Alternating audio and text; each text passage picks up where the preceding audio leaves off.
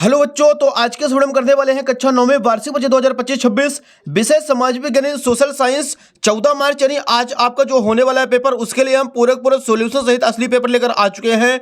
तो बच्चों, आपको बिल्कुल वीडियो से नहीं लेना है। यदि आप इस वीडियो को शुरू से लेकर आज तक वॉच करते हैं तो 100% गारंटी है कि आपके समाज विज्ञान में फुल नंबर आने वाले हैं और आप अपनी कक्षा में टॉप करने वाले हैं। तो चलिए बच्चों, बिना टाइम वेस्ट किए, क्योंकि आपके पास टाइम बहुत कम बचा हुआ है, आप देख सकते हैं पेपर का फ्रंट पेज आपका कुछ इस टाइप का होने वाला है एंड जो क्वेश्चन बच्चों नेक्स्ट पेज से दिए गए हैं।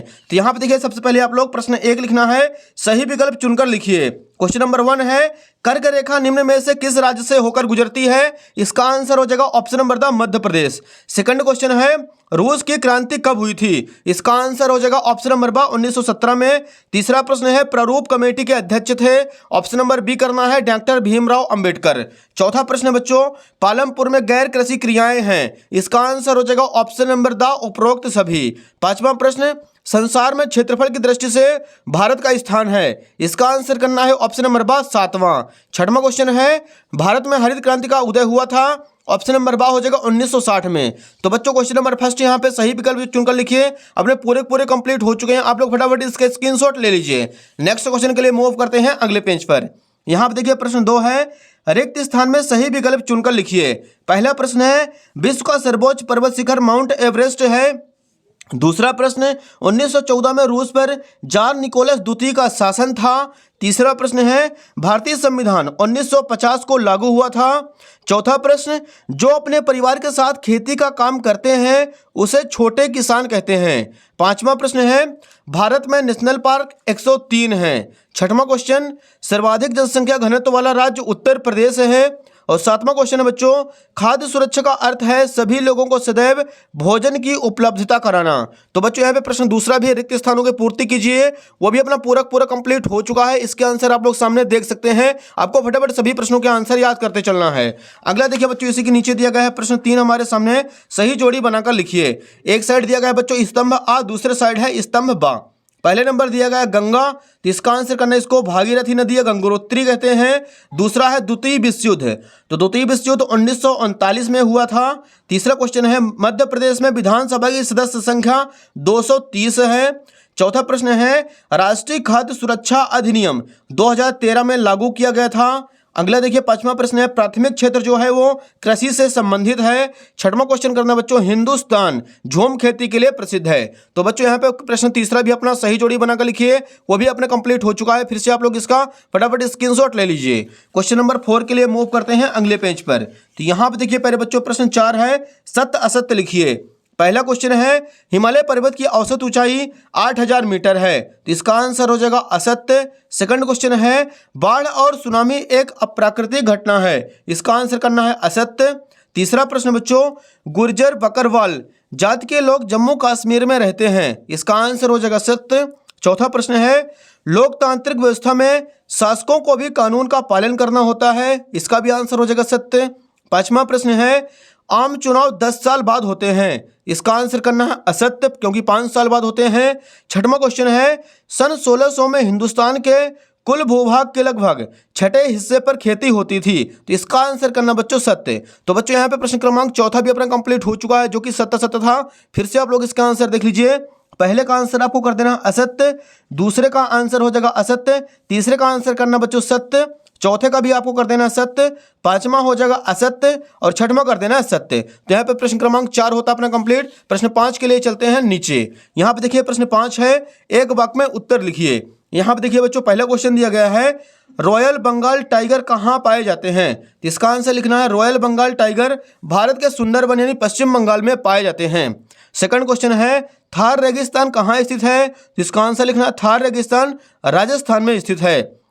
थर्ड नंबर, एमनेस्टी इंटरनेशनल संस्था क्या है? इसका आंसर लिखना है, वैश्विक स्वतंत्र और गैर सरकारी संगठन एमनेस्टी इंटरनेशनल संस्था है। चौथा नंबर है, संसाधन क्या है? इसका आंसर लिखेंगे, पर्यावरण में उपलब्ध समस्त वस्तु जो मानव के लिए उपयोगी है, संसाधन कहलाती है।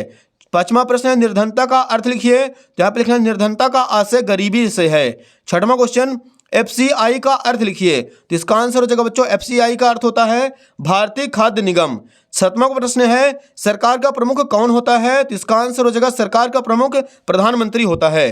तो बच्चों यहाँ पे प्रश्न क्रमांक 5वां भी अपना पूरा कंप्लीट हो चुका है। इसका भी आप लोग फटाफट स्क्रीनशॉट ले लीजिए। क्वेश्चन नंबर 6 के लिए मूव करते हैं नेक्स्ट पेज पर। तो यहाँ पे देखिए बच्चों 6वां प्रश्न है भारत के 3 और विशेष जलराशियों के नाम लिखिए। तो यहाँ पे आपका हेडिंग डाल देना उत्तर क्रमांक 6।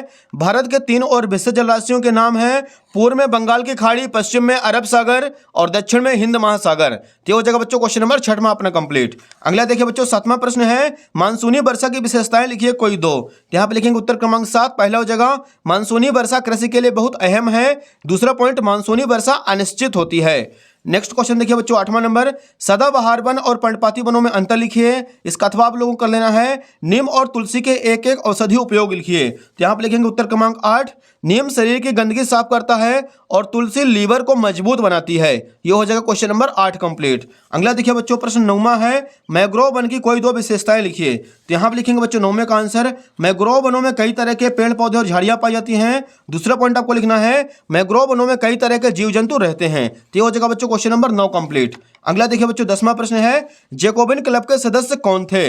इसका आंसर लिखना है आपको जैकोबिन क्लब के सदस्य मुख्यतः छोटे दुकानदार तथा कारीगर जैसे जूता चप्पल बनाने वाले और नौकर व दिहाड़ी मजदूर आदि थे जो समाज के कम श्रमबद्ध वाले हिस्से में आते थे। तो वही थे बच्चों जैकोबिन क्लब के सदस्य। तो ये हो जाएगा बच्चों क्वेश्चन नंबर 10 में भी अपना पूरा कंप्लीट। क्वेश्चन नंबर 11 के लिए मूव करते हैं नेक्स्ट पेज पर। यहाँ पे देखिए पहले बच्चों प्रश्न क्रमांक 11 है खूनी रविवार की घटना क्या थी। तो इसका आंसर लिखेंगे रूस के सेंट पीटर्सबर्ग में 22 जनवरी 1905 को हुई थी। इस दिन जार की सेना ने शांतिपूर्ण मजदूरों और उनके परिवारों के जुलूस पर गोलियां चलाई थी। यही थी बच्चों खूनी रविवार की घटना। अगला देखिए प्रश्न 12 है युद्ध से जंगल क्यों प्रभावित होते हैं। तो इसका आंसर लिखना बच्चों यहाँ पे युद्ध के समय जंगलों में आग लग जाती है जिससे वनस्पति और जीव जंतु नष्ट हो जाते हैं। इस प्रकार युद्ध से जंगल प्रभावित होते हैं। प्रश्न 13 देखिए वयस्क के मताधिकार क्या है।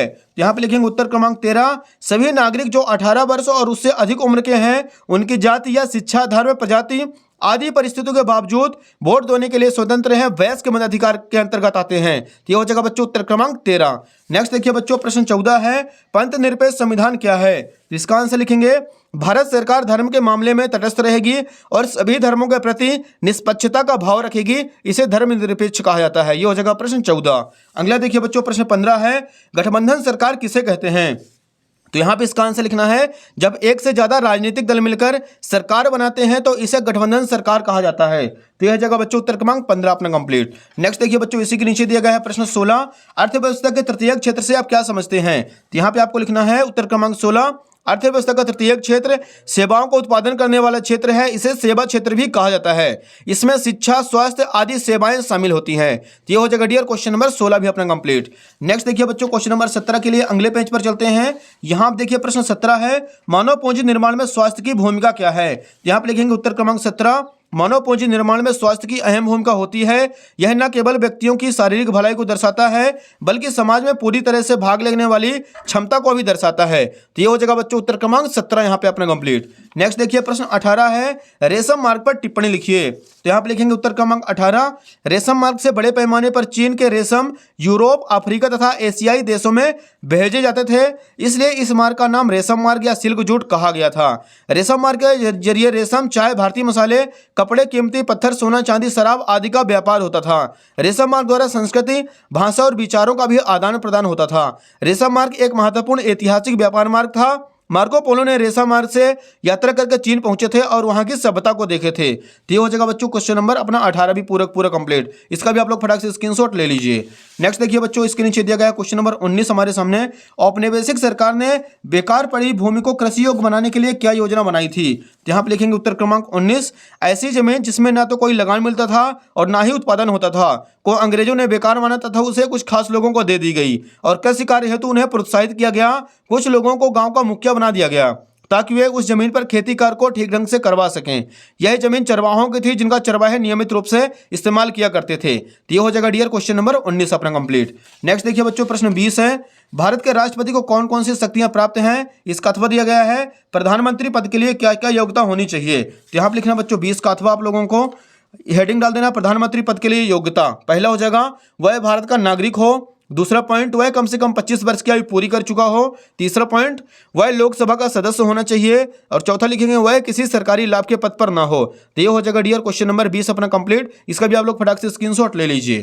क्वेश्चन नंबर 21 के लिए मूव करते हैं अगले पेज पर। यहां पर देखिए बच्चों, प्रश्न क्रमांक 21 है, भारत के मानचित्र में निम्नलिखित को दर्शाइए। तो बच्चों आपको पेपर में मानचित्र मिलेगा, आपको वहां पे मालवा का पठार दर्शाना है, लक्षद्वीप, चिल्का द्वीप, कंचनजंगा, छोटा नागपुर का पठार, अंडमान निकोबार द्वीप समूह, सतलुज नदी और भारतीय मरुस्थल रिप्रेजेंट करना है।